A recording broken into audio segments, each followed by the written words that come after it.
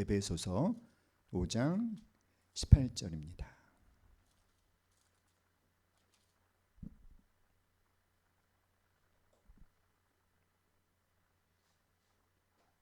함께 우리 한 목소리로 읽겠습니다.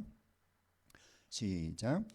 술 취하지 말라. 이는 방탕한 것이니 오직 성령으로 충만함을 받으라. 아멘.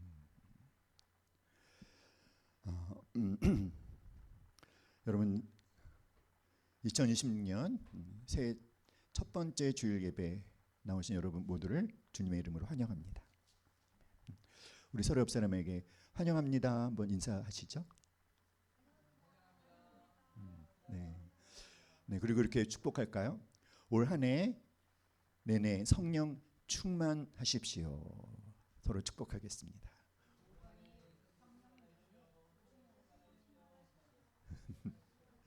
아멘. 네, 여러분 정말 성령 충만한 한 해 되시기를 기도합니다. 어떤 사람이 큰 마음을 먹고 평생 소원이었던 크루즈 여행 티켓을 샀습니다. 하지만 이제 티켓을 사고 나니까 수중에 돈이 거의 남지 않았죠. 그래서 그는 그 크루즈 안에 그 배 안에 그 음식들이 아주 비쌀 거다라고 생각을 하고 여행 내내 자신이 먹을 빵과 치즈를 준비를 해갔습니다. 식사 시간이 되면 다른 승객들은 아주 화려한 식당으로 향하고 있을 때 그는 구석진 벤치에 앉아서 자신이 준비해온 마른 빵을 씹으며 부러운 눈초리로 그들을 바라보았죠. 그렇게 이제 여행을 하고 여행의 마지막 날 그 승무원이 그에게 왔어요. 그리고 물어보는 거예요. 왜 선생님 왜 한 번도 식당에 오지 않으십니까? 여행 기간 내내 식당에 오지 않은 그에게 왜 한 번도 식당에 오지 않았느냐고 물었어요. 뭐라고 대답을 했을까요? 제가 음식값이 너무 비싼 것 같아서 그 돈을 부담할 수 없어서 그냥 제가 준비해온 빵과 치즈를 먹었습니다. 그랬더니 승무원이 깜짝 놀라면서 아니 선생님이 구입한 이 크루즈 여행 티켓에 여행 기간 모든 기간 내에 모든 식사비가 포함되어 있다는 사실을 모르셨나요? 몰랐던 거죠. 아니 그것도 어떻게 모를 수 있을까? 몰랐다니 어떻게 합니까? 참 너무 안타깝죠, 여러분. 자, 이 이야기가 우리에게 주는 교훈이 뭘까요? 이 이야기는 많은 그리스도인들이 신앙 생활을 하면서 빠지는 영적 빈곤에 대해서 아주 날카로운 교훈을 주고 있습니다. 사랑하는 여러분, 우리가 예수님을 나의 구세주와 주인으로 영접할 때 우리 안에 누가 들어오시죠? 성령님께서 우리 안에 들어오십니다. 그리고 우리를 떠나지 아니하시고 우리 안에 거하고 계시죠. 그런데 많은 성도들이 신앙생활을 하면서 마치 자기 안에 성령님이 계시지 않은 것처럼 그렇게 신앙생활을 하는 거죠. 어떤 식으로 할까요? 성령님을 의지하지 않고 자신의 노력만으로 모든 것을 해내려고 애쓰는 모습. 크루즈에서 자신에게 허락되어 있는 맛있는 식사를 스스로 굶고 있는 모습과 똑같은 것입니다. 사랑하는 여러분, 여러분 성령 충만하신가요? 성령 충만은 그리스도인들에게 있어서 선택사항이 아닙니다. 성령 충만은 모든 그리스도인들에게 필수 사항입니다. 예수님을 믿는다고 하면서 오랫동안 예수님을 믿고 신앙생활을 하지만 그런데 삶의 변화가 없다. 그 이유가 무엇일까요? 그것은 성령님의 다스림을 받지 못하고 있기 때문에. 그래서 오늘 에베소서 5장 18절에서는 우리에게 뭐라고 말씀하고 있죠? 오직 성령의 충만을 받으라. 뭐하고 계십니까? 명령하고 계셔요. 사랑하는 여러분, 진심으로 올 한 해 성령 충만을 받으시기를 간절히 기도합니다. 그런데 성령 충만에 대한 좀 오해들이 있는 것 같아요. 그래서 이 성령 충만을 별로 이렇게 좀 탐탁치 않게 여기는 그런 분들이 가끔 그런 분들을 보게 되는데 어떤 오해들이 있을까요? 예를 들면 이런 오해입니다. 첫 번째는요, 감정적 고저가 성령 충만이다. 신비로운 은사가 필수적이다. 한 번 받으면 영원히 유지된다. 나의 능력이 강해지는 것이다. 일상생활과는 동떨어진 것이다. 그런데 여러분, 감정적인 고저가 성령 충만일까요? 가장 흔한 오해 중 하나가 이런 어떤 특정한 감정 상태를 성령 충만과 동일시 여기는 것. 예를 들면 아주 뜨거운 눈물 또는 어떤 전율 그리고 강렬한 기쁨 같은 그런 특정 상태를, 감정 상태를 성령 충만과 동일하게 여기는데요. 사랑하는 여러분, 성령 충만은 우리의 감정의 기복이 일어나는 것과 아무 관계가 없어요. 나의 감정적인 평안함이 마구마구 내가 겪고 있는 고난 때문에 흔들릴지라도, 그런데 하나님께 온전히 순종하고 있다면 그것이 성령 충만입니다. 감정은 성령 충만의 결과로 나타날 수는 있지만 필수적인 것은 아니다. 신비로운 은사가 필수적이다. 방언을 하거나 또는 입신을 경험하는 어떤 초자연적인 현상이 나타나야만 성령 충만한 것이다 라고 믿는 경우. 그런데 여러분, 성령의 은사는 하나님께서 우리에게 왜 주시죠? 무엇을 위해서 주실까요? 하나님이 맡기신 사역을 잘 감당할 수 있도록 하나님께서 주시는 선물이 성령의 은사죠. 어떤 특정한 은사가 성령 충만의 절대적인 척도가 될 수 없습니다. 성령 충만의 결과는 은사가 아니라 오히려 무엇입니까? 인격의 변화입니다. 한 번 받으면 영원히 유지된다? 그래요, 안 그래요? 그렇지 않죠? 성령 충만을 단회적인 사건으로 생각하는 오해.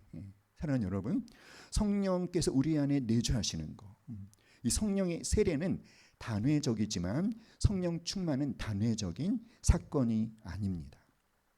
성령 충만은 매일매일의 삶 속에서 반복적으로 하나님께 간구하고 순종해야 되는 것이죠. 그래서 오늘 우리가 읽은 이 에베소서 5장 18절 말씀에서 오직 성령의 충만을 받으라 에서 이 시제가 뭐냐면 현재 진행형이에요. 그러니까 우리는 매일매일의 삶 속에서 반복적으로 성령 충만을 구하고 성령께 나를 복종시켜 드리는 삶을 살아야 되는 것이죠. 자, 성령 충만은 나의 능력이 강해지는 것이다. 성령 충만을 마치 내 안에 어떤 에너지, 어떤 배터리가 충전되어서 내 마음대로 사용할 수 있는 힘이 생기는 것으로 오해를 하시는 분이 계셔요. 그러나 여러분, 성령 충만은 내가 성령을 부리는 것이 아니라 성령께서 나를 온전히 다스리시는 거예요. 그러니까 나의 자아가 죽고 하나님의 주권에 순종하는 자기 비움이 성령 충만이죠. 성령 충만하면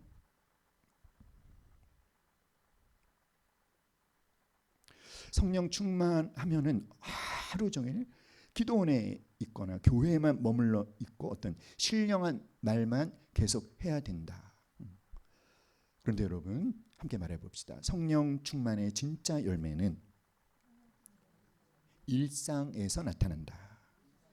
아멘. 성령 충만의 진짜 결과는 어디에서 나타난다? 일상에서 나타나요. 자, 오늘 우리가 읽은 에베소서 5장 18절에서 성령의 충만을 받으라 이렇게 명령하시고 나서 22절부터 여러분 한번 읽어볼까요? 아내들이여, 시작. 아내들이여 자기 남편에게 복종하기를 주께 하듯 하라. 이는 남편이 아내의 머리됨이 그리스도께서 교회의 머리됨과 같음이니 그가 바로 몸의 구주시니라. 25절. 남편들아 아내 사랑하기를 그리스도께서 교회를 사랑하시고 그 교회를 위하여 자신을 주심같이 하라. 무슨 말이죠?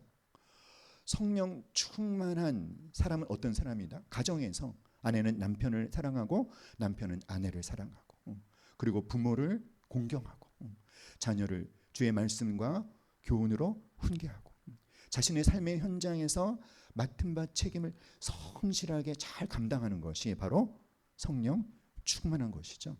성령 충만은 별다를 것 없는 평범한 일상을 성령님을 의지해서 아주 비범한 사랑으로 살아내는 것, 그것이 성령 충만한 거예요. 사랑하는 여러분, 성령 충만의 진짜 열매는 기도원이나 우리가 교회 예배실에 있을 때가 아니라 어디에? 우리의 삶의 현장에서 나타나는 것이다. 성령 충만은 어떤 것입니까? 성령님께서 나를 온전히 다스리실 수 있도록 내 삶의 운전대를 하나님께 온전히 맡겨 드리는 것이 바로 성령 충만입니다. 자, 여러분, 신구약 성경 66권 중에서 성령에 대해서 가장 많은 정보를 제공해 주고 있는 말씀이 어떤 말씀일까요? 우리는 성령 교본, 그러면 언뜻 생각하기에 어떤 말씀이 생각납니까? 사도행전. 그런데 사도행전이 아니라 요한복음입니다. 그래서 여러분이 정말 성령님에 관해서 좀 더 알고 싶다라고 한다면 요한복음을 읽으시기 바랍니다. 요한복음의 별명이 뭐냐면 성령 교본입니다. 그래서 오늘 우리 이 26년 첫 번째 주일 예배를 드리는 이 시간에 요한복음에 있는 말씀들을 통해서 성령님이 하시는 역할이 무엇이고 성령 충만한 사람은 어떤 사람인지 알아보도록 하겠습니다. 먼저 우리 요한복음 7장 38절 39절 함께 읽어볼까요? 시작. 나를 믿는 자는 성경의 이름과 같이 그 배에서 생수의 강이 흘러나오리라 하시니 이는 그를 믿는 자들이 받을 성령을 가리켜 말씀하신 것이라. 예수께서 아직 영광을 받지 않으셨으므로 성령이 아직 그들에게 계시지 아니하시더라. 여러분, 이 괄호 안에 들어있는 말씀의 의미를 이해하십니까? 성령이 아직 그들에게, 즉 제자들에게 계시지 않았다. 왜요? 예수님이 아직 뭘 받지 않으셨기 때문에? 영광을 받지 않으셨기 때문에. 영광을 받으셨다는 것은 뭘 말할까요? 그러니까 아직 예수님이 십자가에 못 박혀 돌아가시지 않았고 부활하지 않으셨고 승천하지 않으셨기 때문에. 그러니까 성령께서 그리스도에게 속한 자들에게 오시려면 먼저 십자가, 예수님의 부활, 예수님의 승천 사건이 일어난 다음에야 성령님이 오시는 거죠. 자, 그런데 아직 제자들에게 성령님이 오시지 않았지만 만약에 이제 예수님의 십자가, 부활, 승천 사건이 일어나서 그들에게 성령님이 임하시면 어떤 일이 일어날 것이다? 그 배에서 생수의 강이 흘러나오리라. 이게 무슨 말일까요? 배는 뭘 말합니까, 여러분? 저 바다에 있는 배를 말하는 것이 아니라 어디죠? 우리 배. 이 인간의 배가 때로는 무엇을 표현하는 의미로 사용되죠? 욕심, 욕망, 탐욕. 인간의 배는 많은 문학 작품에서 어떤 인간의 욕심과 욕망과 탐욕을 의미하는 표현으로 사용되어집니다. 그러니까 성령께서 우리를 다스리셔서 우리의 욕망을, 우리의 욕심을, 우리의 탐욕을 제어해 주시는 거죠. 이게 성령님의 역할입니다. 성령께서는 뭘 하신다? 내 안에 있는 욕심을, 내 안에 있는 욕망을, 내 안에 있는 탐욕을 비울 수 있게 우리를 도와주시는 거예요. 그래서 성령 충만한 사람은 무엇으로부터? 욕심, 욕망, 탐욕으로부터 자유로워질 수 있습니다. 아멘. 우리가 알아야 될 게 있어요. 성령 충만과 탐욕은 함께 갈 수 없다는 거예요. 그래서 성령 충만하다는 것은 무엇으로부터 자유해지는 것? 욕심으로부터 자유로워지는 것, 욕망으로부터 자유로워지는 것, 탐욕으로부터 자유로워지는 것. 우리가 하루를 살다 보면은 내 안에서 어떤 욕심이, 어떤 탐욕이, 어떤 욕망이 막 일어나는 경우가 있죠. 근데 그때 내가 이렇게 생각을 하는 거죠. 내가 하나님의 자녀인데 이렇게 살면 안 되지라는 생각을 갖고 그 욕심을 내려놓았다면, 그 탐욕을 내려놓았다면 바로 그 사람이 어떤 사람이다? 성령 충만한 사람입니다. 욕망으로부터의 자유, 탐욕으로부터의 자유. 그래서 여러분, 여러분이 매일매일 성령 충만한 삶을 살게 되면 점점 더 탐욕으로부터 자유함에 이르는 것들을 경험하게 될 줄 믿습니다. 신앙의 본질이 뭐죠, 여러분?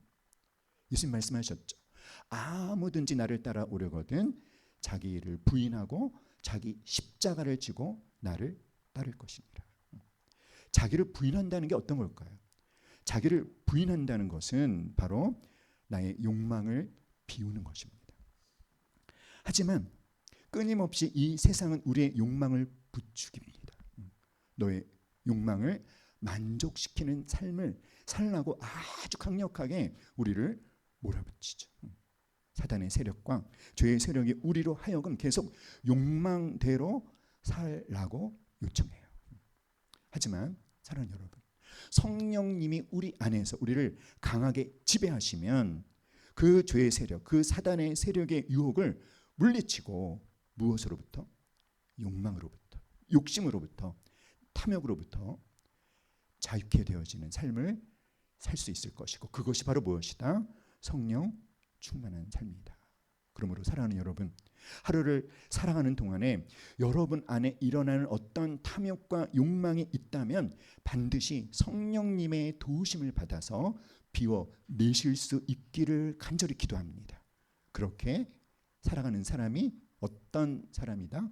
성령 충만한 사람입니다. 두 번째는 요한복음 14장 36절이에요. 함께 읽어볼까요? 시작. 보혜사 곧 아버지께서 내 이름으로 보내실 성령, 그가 너희에게 모든 것을 가르치고 내가 너희에게 말한 모든 것을 생각나게 하시리라. 자, 이 요한복음 14장 36절에 보면은 성령님께서 오시면 곧 아버지께서 내 이름으로 보내실, 여기도 미래형이죠. 그러니까 아직 제자들에게 예수님 영광 받기 전이시기 때문에. 그런데 성령님이 오시면 성령님의 역할이 뭐죠? 너희에게 모든 것을 모든 것을 가르치고 내가 너희에게 말한 모든 것을 생각나게 하신다. 사랑하는 여러분, 성령께서 하시는 일이 뭐냐면 말씀, 예수님이 하신 말씀을 기억나게 하고 그것을 깨닫게 하시는 것. 이것이 성령님이 하시는 역할이죠. 특별히 성령께서는 내가 내 안에 담아놓은 말씀을, 그 말씀이 필요할 상황이 되었을 때 그것을 기억나게 하시고 깨닫게 하시고, 그래서 하나님의 뜻 가운데로 우리를 인도해 주시는 거죠. 사랑하는 여러분, 우리가 이렇게 구약 성경을 보거나 특별히 신약의 사도행전을 보면은 하나님께서 어떤 사람들에게는 어떻게 역사하시죠? 막 직접적으로 나타나셔서 환상을 보여주시기도 하시고 말씀을 하시기도 하셔요. 그런데 오늘의 우리에게는 하나님이 그렇게 역사하시나요? 그렇게 하시는 하나님을 경험하는 사람들이 얼마나 있을까요? 여러분, 하나님의 음성을 직접 들어보신 적이 있으십니까? 세환아, 나는 너를 사랑한다, 뭐 이런 하나님의 음성을 들어보신 적 있으신 분? 평생에 한 번 정도 있으면 많은 겁니다. 지금 우리가 살고 있는 이 성령 시대, 교회 시대에서는 하나님이 그렇게 역사하시지 않습니다. 이유가 뭘까요? 그러면 그 옛날 하나님이 직접 나타나셔서 막 환상을 보여주고 말씀, 하나님의 음성을 직접 들려주셨던 사람들을 하나님이 더 사랑하는 것이고, 오늘의 우리는 덜 사랑하는 걸까요? 그것이 아니라 방법이 다른 거죠. 방법이 다르다는 말이 무슨 말씀이냐면, 그 시대에는 기록된 하나님의 말씀이 없었어요. 신구약 66권 이 말씀이 없었습니다. 그런데 오늘 우리에게는 뭐가 있죠, 여러분? 이 말씀이 있어요. 하나님의 말씀이 없었을 때는 하나님이 직접 나타나셔서 말씀하시고 하나님의 뜻을 알게 하셨지만 우리에게는 무엇이 있기 때문에, 말씀이 있기 때문에 오늘날 하나님께서 우리를 인도하시는 방법은 무엇이다. 우리의 특별한 상황 속에서 하나님의 뜻을 담고 있는 말씀을 깨닫게 하시는 것입니다. 사랑하는 여러분, 하나님은 우리가 알고 있는 말씀을 어떻게 하신다? 적절한 상황 속에서 기억나게 하시고 깨닫게 하심으로 하나님의 뜻을 알게 하시고 그렇게 우리의 삶을 인도하십니다. 그렇게 말씀을 기억나게 하시고 깨닫게 하시는 분이 누구시다? 성령님이신 거죠. 그런데 여러분, 성령님이 하실 수 없는 것이 있죠. 뭘까요? 성령님이 하실 수 없는 것은 무엇이냐면 내 안에 말씀을 채우는 것은 성령님이 못하십니다. 내 안에 말씀으로 채우는 건 누가 해야 됩니까? 내가 해야 됩니다. 내가 말씀 앞에 앉아야 되고 내가 말씀을 봐야 되고 내가 말씀을 묵상해야 합니다. 말씀으로 나를 채우는 것은 내가 해야 되고 또 내가 할 수 있는 일이죠. 그런데 여러분, 우리가 만약에 성경 읽기를 한다 또는 성경 암송을 한다라고 했을 때 그 말씀의 의미가 깨달아지지 않을 때가 있어요. 그렇죠? 그래도 괜찮아요. 왜 괜찮으냐면 그런 식으로라도 내가 하나님의 말씀을 내 안에 담아 놓고 있으면 하나님이 필요하시면 필요한 때 성령께서 그 말씀을 기억나게 하시고 깨닫게 하시고 하나님의 뜻을 알게 하시고 하나님의 뜻 가운데로 우리를 인도하시는 것입니다. 그러니까 여러분, 성령께서 말씀을 기억나게 하시고 생각나게 하시고 깨닫게 하실 수 있도록 성령께서 성령님의 역할을 하실 수 있도록 우리는 뭘 해야 될까요? 준비를 해놔야 되는 거예요. 우리가 해야 될 준비가 무엇입니까? 말씀으로 나를 가득 채우는 것. 우리가 성령님이 일하실 수 있는 조건을 만들어 드려야 돼요. 성령님이 역사하실 수 있도록 만들어 드리는 조건 무엇입니까? 말씀으로 나를 가득 채우는 것입니다. 그러니까 사랑하는 여러분, 여러분이 교회를 10년, 20년, 30년 다녀도 예배를 수백 번 드려도 말씀으로 나를 채우는 것을 안 하면 성령님의 인도하심을 경험할 수가 없어요. 나의 어떤 특별한 상황에 대한 하나님의 뜻이 무엇인지를 분별할 수 없습니다. 그러므로 사랑하는 여러분, 올 한 해 아주 풍성하게 여러분을 말씀으로 가득 채우시기를 주님의 이름으로 축복합니다. 성령 충만은 무엇이다? 말씀으로 가득 채워지는 것이다. 다음에 우리 요한복음 15장 26절 함께 읽어볼까요? 시작. 내가 아버지께로부터 너희에게 보낼 보혜사 곧 아버지께로부터 나오시는 진리의 성령이 오실 때에 그가 나를 증언하실 것이요. 자, 계속해서 예수님은 미래형으로 사용하고 있죠.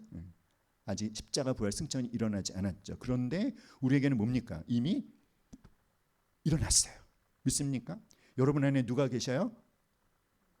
따라합시다. 내 안에 성령님이 계신다. 아멘. 자, 그럼 근데 이 성령님이 하시는 역할이 또 무엇이죠? 요한복음 15장 26절에 보면 성령님의 역할은 무엇입니까? 진리의 성령이 오실 때 그가 나를 증언할 것이요. 그러니까 성령님의 역할은 예수님을 증언하는 거예요. 내가 아버지께로부터 너희에게 보낼 보혜사 그가 뭐 하신다? 나를 증언하실 것이요. 성령님이 오시면 성령님은 예수님을 증언하십니다. 예수님의 영광을 나타내고자 하시는 것이 성령님이 하시고자 하는 일입니다. 그러면 여러분, 성령과 함께 살아가는 사람도 누구를 증언하는 삶을 살까요? 예수님을 증언하는 삶을 사는 거죠. 그러므로 성령 충만은 무엇입니까? 성령 충만은 예수님을 증언하는 거예요. 어떻게? 말로도 증언해야 되고 삶으로도 증언해야 됩니다. 예수님을 증언하기 위해서 최선을 다하는 사람들이 바로 성령으로 충만한 사람들이에요. 우리가 예수님 믿기 전에는 예수님 밖에 있었습니다. 그렇지만 우리가 예수님을 나의 구세주와 주인으로 영접해서 예수님을 내 안에 모셔드렸을 때 어떤 일이 이루어지죠? 예수님은 내 안에 거하시고 나는 예수님 안에 거하고. 자, 그러니까 우리는 누구 안으로 들어갔죠? 예수님 안으로 들어온 사람들이에요. 어떻게 들어왔다? 나를 위해 십자가에 못 박혀 죽으시고 부활하신 그 예수님을 나의 구세주와 주인으로 영접함으로 예수님이 내 안에 들어오시고 나는 예수님 안으로 들어간 것이죠. 그래서 따라합시다. 나는 그리스도 예수 안에 있는 사람입니다. 다시 한번 나는 그리스도 예수 안에 있는 사람입니다. 아멘. 사랑하는 여러분, 내가 그분 안에 있고 그분이 내 안에 있으면 당연히 나를 통해서 누가 드러나실까요? 예수님이 드러나시는 거죠. 그런데 자꾸 이 세상은 우리를 예수님 밖으로 자꾸 끄집어 내려고 하는 거예요. 그렇기 때문에 계속해서 예수님 안에 머물러 있으려고 성령을 간절히 의지하는 사람이 바로 성령으로 충만한 사람입니다. 사랑하는 여러분, 예수님을 어떤 삶의 상황에 처하든지 예수님을 증언하는 말로 삶으로 예수님을 증언하는 성령 충만한 삶을 사시기를 기도합니다. 그러면 어떻게 해야 됩니까? 계속해서 예수님 안에 머물러 있으려고 성령을 의지해야 되는 것이죠. 자, 지금까지 성령 충만에 대해서 세 가지 말씀드렸죠. 첫 번째 뭐였죠?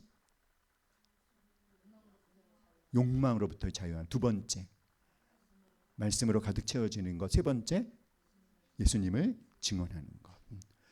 다음 요한복음 말씀은 요한복음 16장 7절 8절입니다. 함께 읽어볼까요?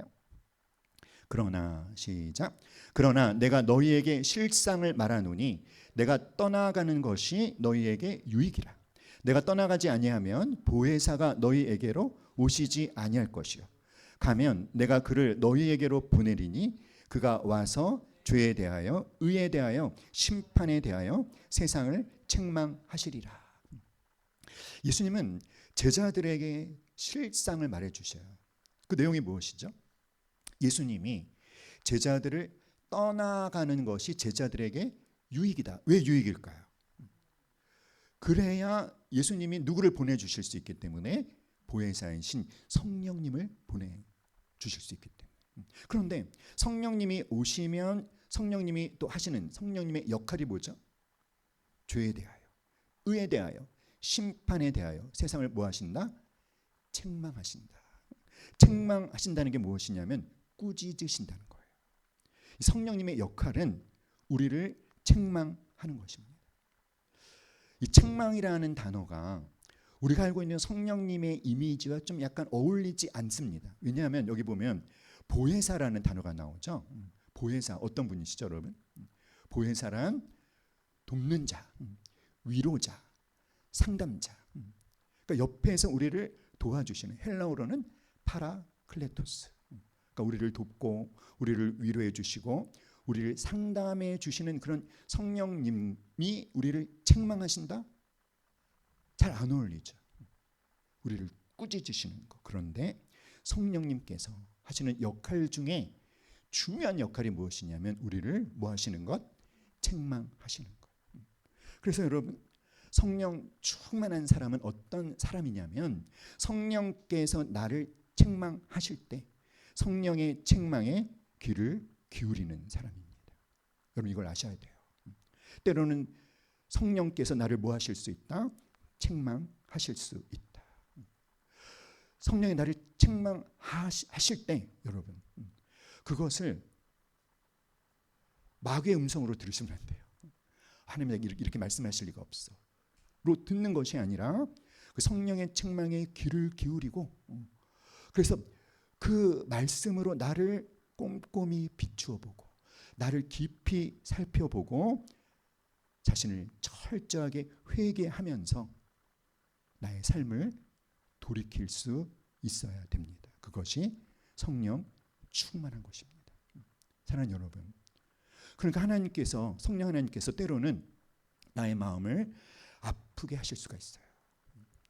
내가 보지 못하고 있던 것들을 보게 하실 수가 있어요. 그럴 때 여러분, 그것을 가지고 충분히 자신을 들여다보고 나의 삶을 바꾸고 선택을 돌이키고 그렇게 살아가는 사람이 어떤 사람이다? 성령 충만한 사람입니다.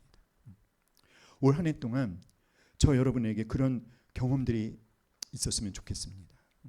성령님이 나를 책망하시는, 그래서 내가 한없이 부끄러워지는, 하지만 그럼에도 불구하고 인정하고 내 삶을 돌이키게 하시는, 책망하시는 성령님을 우리가 경험할 수 있기를 간절히 기도합니다.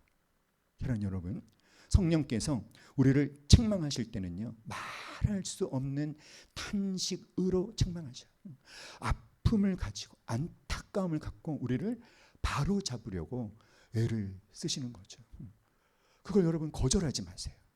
마음이 아프지만 인정하는 것이 어쩌면 자존심이 상할 수도 있지만, 그러나 진지하게 받아들이시고 나를 꼼꼼히 살펴보고, 그래서 나의 잘못이 드러난다면 인정하고 돌이키는, 성령의 책망에 귀를 기울이는 성령 충만한 우리 모두가 될 수 있기를 간절히 기도합니다.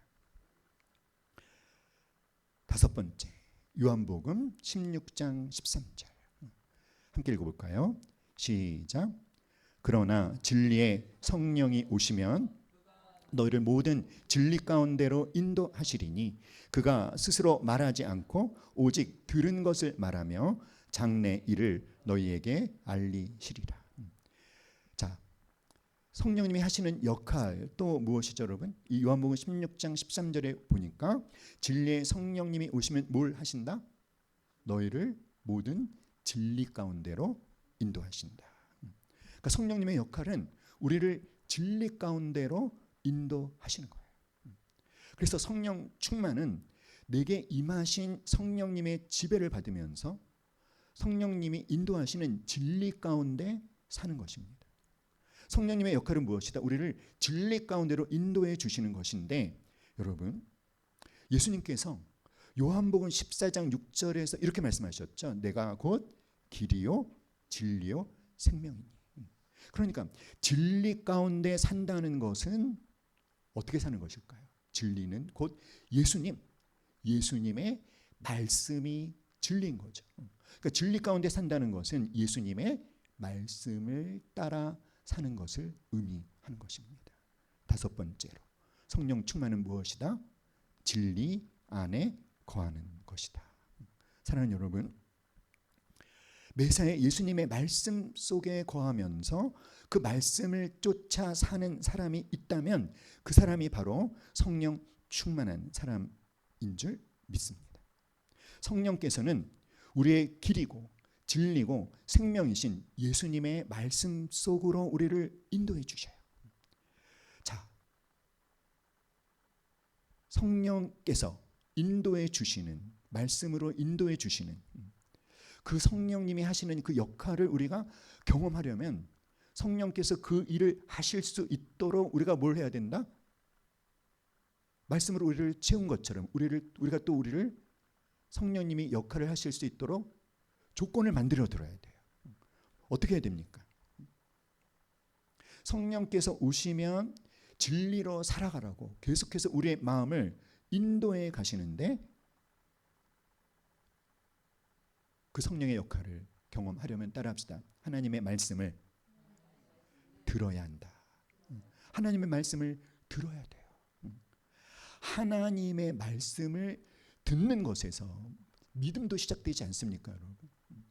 하나님의 말씀을 듣는 시간을 사랑하는 여러분, 그 시간은 정말 가장 위대한 시간인 줄 믿습니다. 하나님이 나를 찾아오신 시간입니다. 사랑하는 여러분, 그래서 여러분, 하나님의 말씀이 선포되는 현장에 가실 때 항상 하나님께 이렇게 말씀드리세요. 하나님, 오늘도 저에게 말씀하십시오. 따라합시다. 제가 듣겠습니다. 또는 여러분이 어떤 특별한 상황, 어떤 특별한 결정, 어떤 선택을 앞에 두고 있는데 어떤 걸 선택해야 될지, 어떤 결정을 해야 될지 잘 분별이 안 돼요. 그것에 대한 하나님의 뜻을 알고 싶으시다면 하나님의 말씀이 선포되는 현장에 가시기 전에 하나님께 먼저 질문 드리는 거예요. 하나님, 오늘 특별히 저에게 말씀하실 때, 오늘 주일 예배 드리러 가는데 주일 예배 가운데 저에게 말씀하실 때 하나님, 제가 처한 이 상황에 대한 하나님의 뜻을 말씀해 주세요. 제가 듣고 순종하겠습니다. 할렐루야. 그리고 성령님의 도우심을 구하는 거예요. 성령님, 하나님께서 나에게 말씀하실 때 다른 누구에게가 아니라 나에게 하시는 말씀을 들려주실 때 알아듣게 해주세요. 그것을 깨닫게 해주세요. 그것을 어떻게 적용해야 될지 성령님 도와주십시오. 기도하시는 거예요. 그럼 성령께서 당신의 일을 하시는 것입니다. 믿습니까, 여러분? 오늘 여러분에게 성령 충만의 본질 5가지 말씀드렸습니다. 첫 번째가 뭐였죠? 성령 충만은 욕망으로부터의 자유함이다. 두 번째, 성령 충만은 말씀으로 가득 채워지는 것이다. 세 번째, 성령 충만은 그리스도를 증거하는 것이다. 네 번째, 성령 충만은 성령의 책망에 귀를 기울이는 것이다. 다섯 번째, 성령 충만은 진리 안에 거하는 것이다. 사랑하는 여러분, 정말 진심으로 우리가 성령 충만하시기를 간절히 기도합니다. 매일매일 여러분 성령님을 잊지 마세요. 성령님이 안 계신 것처럼 여러분 혼자 애쓰지 마세요. 여러분 기억하시기 바랍니다. 우리는 혼자가 아닙니다. 누가 언제나 함께하고 계십니까? 성령님. 그러니까 성령님을 계속 찾으세요. 성령님을 부르세요. 성령님께 맡기십시오. 여러분 기억하셔야 돼요. 다시 한번 따라합시다. 나는 혼자가 아니다. 성령께서 어떤 상황이든지 함께하고 계신다. 믿습니까, 여러분? 그러니까 항상 무엇을 하든지 성령 하나님께 도움을 구하고 의지하시기를 간절히 기도합니다. 성령님, 저를 다스려 주세요. 성령님, 이런 문제 앞에 놓여 있는 저를 도와주세요. 성령님, 저에게 지혜를 주세요. 성령님, 저로 두려움에 사로잡히지 않게 도와주세요. 계속해서 우리와 함께 하시는 성령님을 찾고 구하고 의지하고 성령께 순종하여 성령의 인도함을 받는 성령 충만한 우리 모두가 되길 주님의 이름으로 축복합니다. 우리 다시 한번 5가지 시작. 성령 충만은 욕망으로부터의 자유함이다. 성령 충만은 말씀으로 가득 채워지는 것이다. 성령 충만은 그리스도를 증거하는 것이다. 성령 충만은 책망의 귀를 기울이는 것이다. 성령 충만은 진리 안에 거하는 것이다. 라고 했을 때 여러분 또 이런 결심을 하면 안 돼요. 내가 열심히 성령 충만해져야지. 가 아닙니다. 여러분 이 5가지 우리 힘으로 할 수 없어요. 내가 할 수 없음을 고백하고 성령님 도와주세요 하시는 겁니다. 아시겠죠, 여러분? 아멘. 우리 옆 사람한테 말합시다. 성령 충만하시길 주님의 이름으로 축복합니다. 축복합니다. 아멘.